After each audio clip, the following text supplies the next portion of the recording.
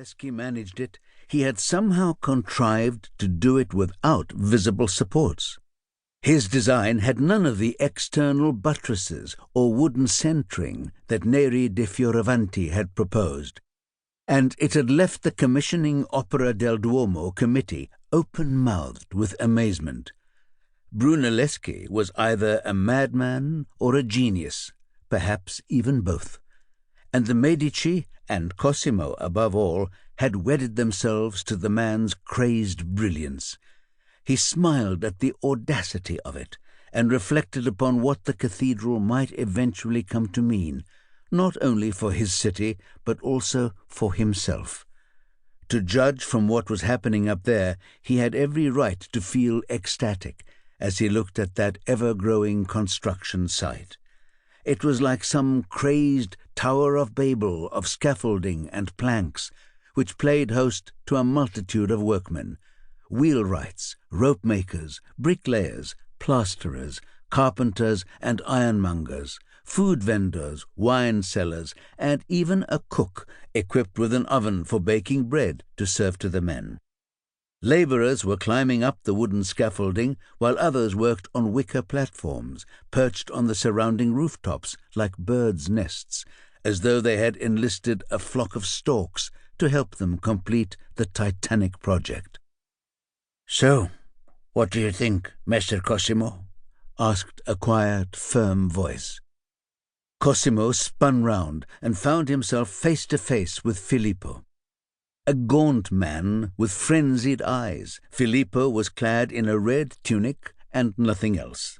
Full of a mixture of pride and hostility, his evasive gaze spoke of his rebellious, sometimes violent nature, but it softened when he met men he considered noble. Cosimo did not know if he was numbered among these, but he was undoubtedly the firstborn son of Giovanni de Medici, the family patriarch, who had generously financed the construction and had provided crucial support for Brunelleschi's involvement in the project. "Magnificent, Filippo, magnificent," he said, his eyes glowing with wonder. "I did not expect to see such progress." "We are still far from finishing. I want to be clear about that. The most important thing, Messer, is that you allow me to work. As long as the Medici are among the principal patrons, you have nothing to fear. On that you have my word, Filippo. We started this together, and together we will finish it." Brunelleschi nodded. "I shall attempt to complete the cupola in accordance with classical canon, as planned." "I don't doubt it, my friend." While he was talking to Cosimo, Filippo's eyes darted everywhere, first to the builders preparing mortar and laying the bricks one by one, next towards the source of the blacksmith's constant hammering, and finally to the carts carrying bags of mortar down in the square.